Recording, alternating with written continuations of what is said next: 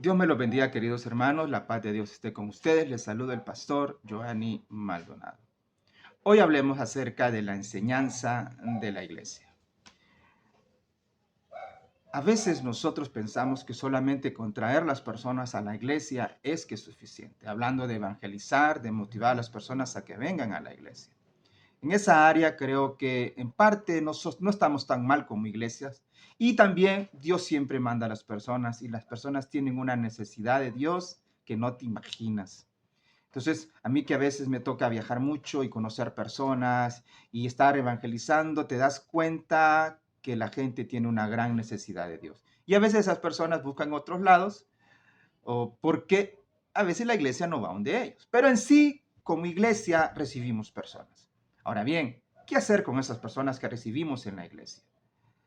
Una debilidad de la iglesia en general es que no hay una estructura, si no hay una estructura, mejor dicho, de educación, de discipulado, de formación de personas, esas mismas personas que recibimos nosotros en la iglesia terminarán yéndose.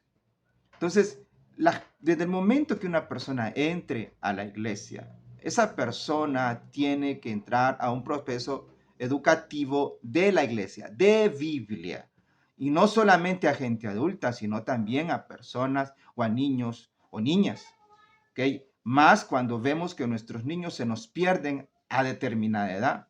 Si tú no lo sabes, ¿sabías tú que la iglesia en general, aunque en Latinoamérica hablemos, somos una población joven en términos generales?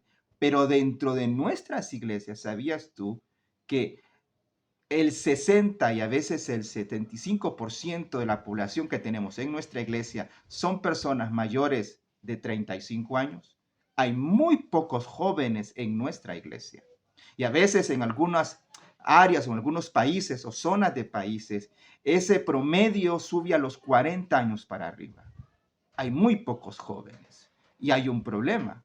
Uno de los problemas es la educación desde que están niños en la iglesia. Entonces, somos muy buenos nosotros, como te digo, para atraer personas. Y los niños les encanta venir a la iglesia en determinadas edades. Entonces, pero cuando pasan cierta edad, como cuando están descubriendo entre los 9, 10, 11 y 12 años, y están allí en la pubertad, si están en esa área de preadolescencia, si nosotros no sabemos o no los hemos discipulado, esos niños terminan yéndose una gran mayoría y el mundo nos lo ganó. Lo mismo pasa cuando tú traes personas a la iglesia. Si desde el momento que traes a una persona a la iglesia y está visitando la iglesia y a veces no ha aceptado a Cristo o a veces también ha aceptado a Cristo y no le proveemos educación cristiana buena, ¿ok? Donde los llevamos a discipular, donde los llevamos a que sean transformados a través de la palabra del Señor, tenemos problemas. Porque esas personas irán a la iglesia por comunión, irán a la iglesia porque tal vez Dios les hizo un milagro, irán a la iglesia por emoción, pero no porque la palabra esté arraigada en su corazón y en su mente. La palabra del Señor cuenta la historia acerca de dos hombres, dos discípulos de Jesús, que iban de camino a Emaús, dice, y se encontraron a Jesús, pero no lo reconocían. Y dice que cuando ellos fueron platicando con él y después Jesús se les desapareció, pero dicen que ellos llegaron a entender que la palabra que les daba Jesús, todo aquello que les estaba enseñando Jesús en todo ese camino, se les abrió su mente y su corazón. Eso hace la palabra del Señor.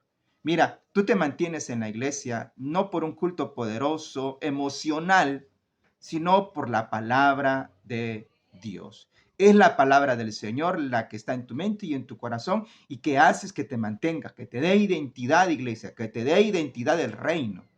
Por lo tanto, querido hermano, es sumamente importante desde el momento que entran personas a la iglesia, sean adultos o niños, meterlos a un proceso educacional dentro de la iglesia.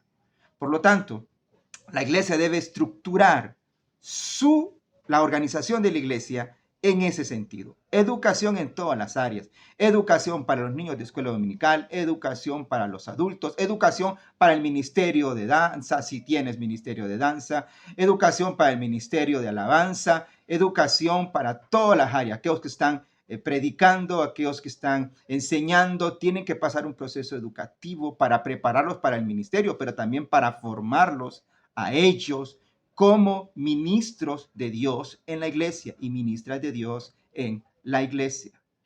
Querido hermano, dígame si cuando tú empezaste a leer la Biblia, Dios no trató contigo, no te transformó.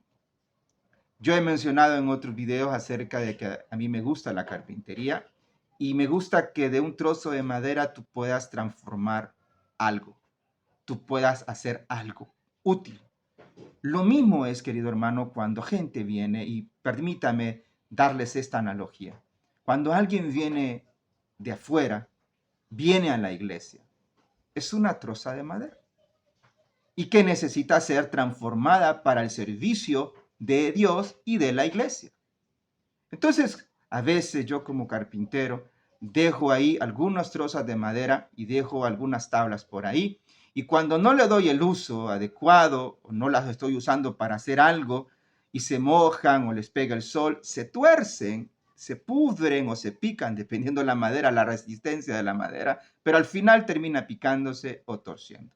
¿Por qué razón? Porque no me dediqué el tiempo yo a transformar esa madera y a veces se arruinó.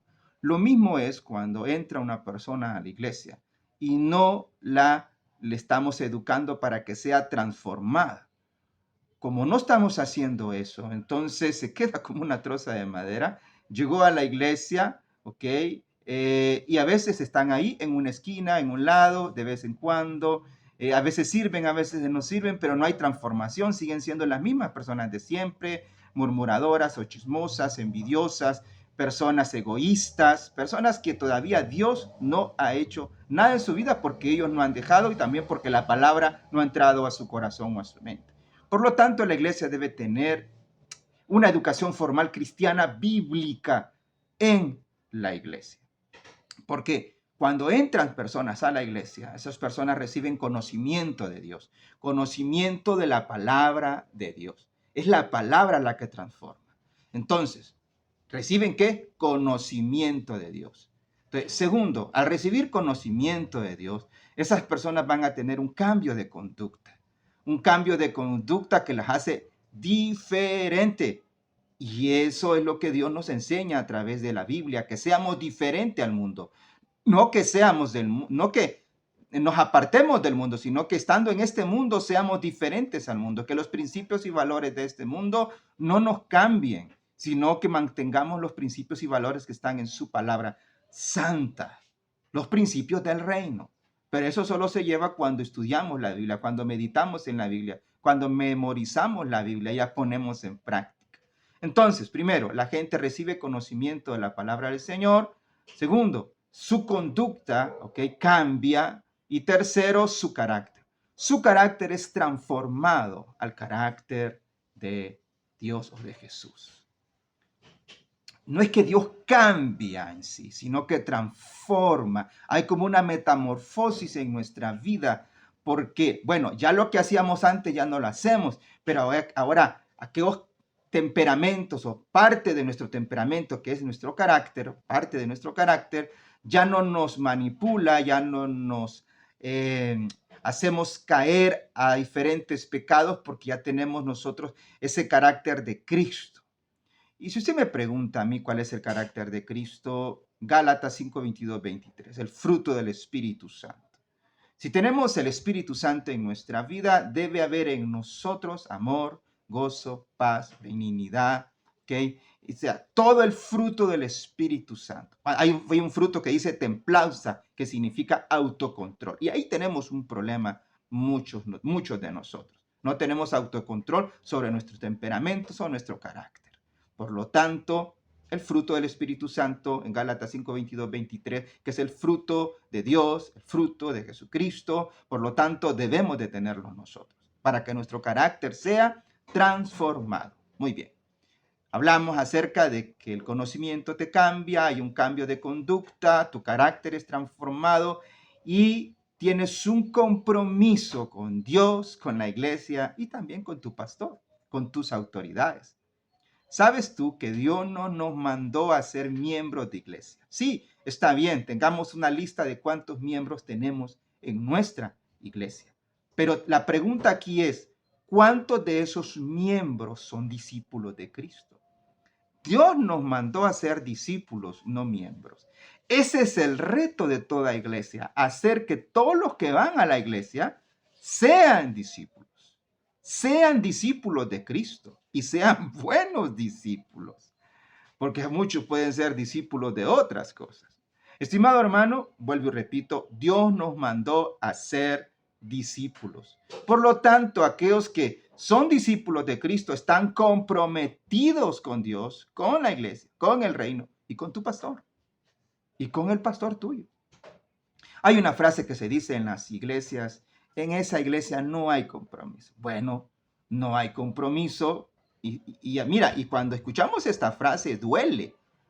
En esa iglesia no hay compromiso, que te lo digan algunos hermanos o líderes de la iglesia, pero más cuando es cierto, cuando realmente no hay compromiso de las personas.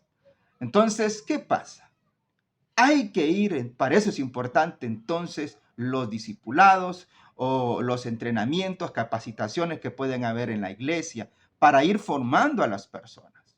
Entonces, ahí va a haber compromiso. Y es ahí cuando esos que recibieron palabra del Señor, que tuvieron un cambio de conducta, que su carácter está siendo transformado y ahora tiene un compromiso, a esos podemos llamar discípulos de Jesucristo. Solo a esos, querido hermano. Porque, mira, en un curso de misionología que yo recibí a través de un misionero que se llama Daniel Covento, él dijo una frase: aquel que dice que es discípulo y no está siendo discípulo, difícilmente le puedo llamar discípulo. Tremendo, ¿verdad? Pero sabes que este misionero dijo otra frase más después de esta: difícilmente será salvo. Porque si Dios nos mandó a ser discípulos y es un mandamiento, te pone a pensar que si estás desobedeciendo un mandato del Señor. Por lo tanto, la iglesia debe de ser responsable y es responsable por educar a todos los miembros para que se conviertan en discípulos de Jesucristo. Muy bien, hermanos. Hemos hablado entonces acerca de enseñanza y un parte de discipulado. No se te olvide, no te mantiene la iglesia un culto poderoso.